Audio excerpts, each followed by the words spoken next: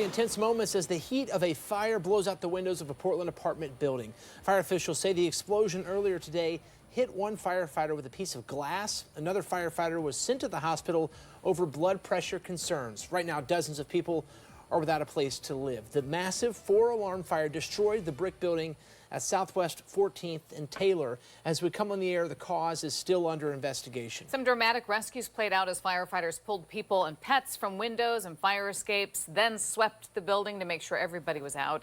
At this time, Portland Fire has not listed any civilian injuries. At one point earlier, firefighters left the building and the area around it to be safe. Portland fire officials say the building was built in 1910. Its walls have little or no reinforcing steel. That makes it more likely to collapse. Fire crews say they moved their trucks back out of a potential collapse zone. Photojournalist Mike Warner got this drone video showing just how intense the flames, smoke, fire response are. You can see flames coming through the top of the roof there. Multiple ladder trucks tried to pull out the fire from above and put it out from above and below. Luckily, there's an empty lot behind the building. It made it easier for crews to get closer. Smoke from that fire is impacting traffic across northwest and southwest Portland. I-405 was closed for a few hours earlier. It is back open. However, several on and off ramps remain closed.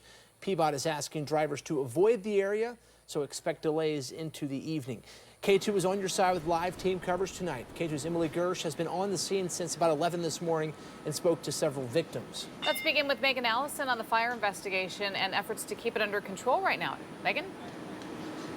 Yeah, Deb, Portland Fire tells us they're relying on help from agencies across the region to come in case any other incidents pop up this evening. That's because close to 100 firefighters responded to this scene, trying to prevent any spread from this building. You can see there's one structure right next to the apartment, only about 5 feet away. Now, here's what we know right now. Portland Fire was able to search 4 floors of the building, and they believe all residents safely evacuated. They tell us there's about 60 apartments in this building. They were not able to check the basement before evacuating, but the fire crews tell us they believe only one person was living in the basement, and they were able to account for them. With many hoses still attacking this fire, the surrounding streets are closed to protect crews who, as you mentioned, are keeping a safe distance in the event of a potential collapse. And PBOT just told us in the last few minutes that the 2-block zone around the building is going to stay closed likely until Thursday afternoon. At this time, crews believe only one other building is at risk of catching fire. The structure to the south of this is still viable. It's about 5 feet away, and we have large exposure lines running between the two structures, cooling the area and reducing the flames so that we don't have the extension of the fire from the fire building into the neighboring structure. The city website does show an open inspections case for this building, noting severe leaks, mold and mildew, a lack of smoke detectors, and exposed electrical wiring. I shared those concerns with City Commissioner Rene Gonzalez as he manages Portland Fire. I'm working to have the latest from his team, and I'll share that tonight at 5.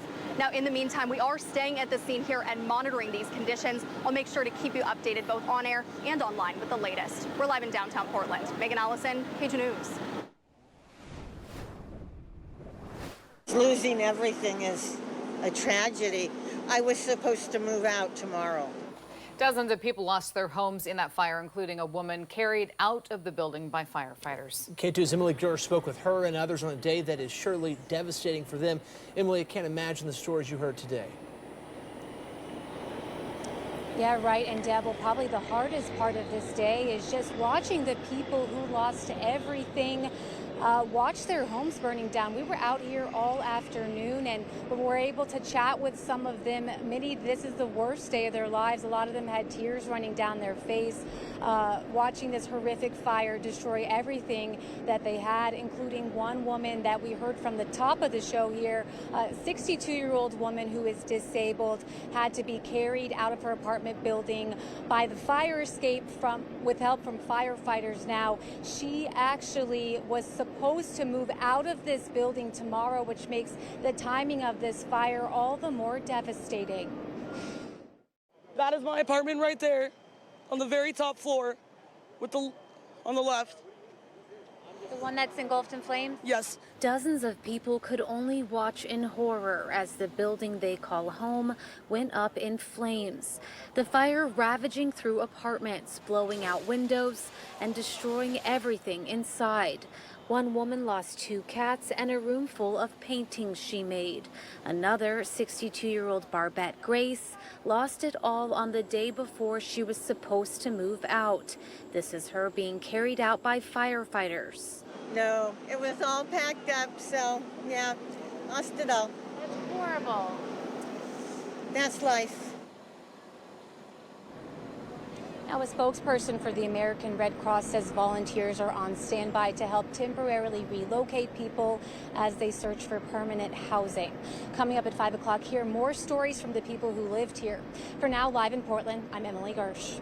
Emily, thank you. If you were in the area of Southwest 14th and Taylor today or even across town but saw the smoke plume, we'd love to see your photos and videos. You can share them with us by downloading our K2 News app. Tap on the Explore icon, then select Chime In. You might see them right here on K2. This is still a breaking news story. K2 will be monitoring for updates throughout the show. Stay with us for another live update from the scene at about 4:30. This building is of imminent concern to collapse. And in just the last hour, bricks from the apartment building destroyed in a fire have come tumbling down onto the street. And tonight we're learning the 110-year-old building faced multiple code violations prior to yesterday's fire. K2's Emily Gersh is live at the scene for us. And Emily, before we get to those records, show us what things look like right now down there. Yeah, Steve. Well, we are right in the center of the action here. This barricade behind me was just put up. That shows how serious this situation is just in the last hour and a half when these bricks started to fall. You can see there is an extensive pile of bricks right there in front of the building. Earlier today, the Portland Fire PIO said the structure is so delicate that when firefighters were gently spraying one side of the building to put out hot spots, they made sure that no one was on the other side, because this is what can happen. Now, workers are currently out here putting up a barrier around the perimeter of the building to make sure that no one comes near this as these bricks continue to fall. Now, the last time a city inspector checked on this building for code violations was on Monday, just one day before this fire. There's a heavy concern or a significant concern we could lose this building at any time. The May apartments at the corner of Southwest 14th Avenue and Taylor Street are in imminent danger of collapse. The 110-year-old building was heavily damaged in Tuesday's massive fire. This is an unreinforced masonry building that was effectively being held together by the floors. These floors are now extremely damaged and affected by both fire, flame, and water. And prior to that fire, the building was not up to code. This letter, dated Tuesday to the property manager, shows a list of 10 code violations from December that include a blocked fire escape, electrical cords in the lobby that pose a fire hazard, and non-working emergency lights. On Monday, an inspector from the Bureau of Development Services visited the building and noted that 7 violations had been corrected, but 3 remained and 1 was added.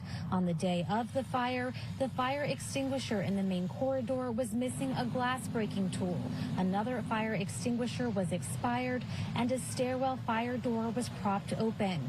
A spokesperson for the BDS said the property owner began accruing fines for unfixed violations in February, and on April 27th, they owed more than $1,700 in unpaid fines. I feel like at some chain of command there was inaction happening, and for that I am really frustrated.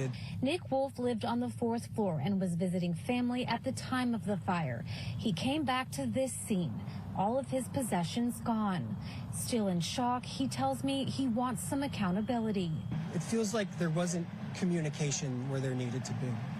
You want justice here? Absolutely. If there was fault that can be placed, absolutely. Now, the Fire PIO says they'll fly a drone into the structure on Friday in an effort to determine the cause of the fire. We also ran into the building owner out here today, but she refused to speak with us. We're live in Portland. Emily Gersh, K2 News. All right, Emily, thank you for that tonight.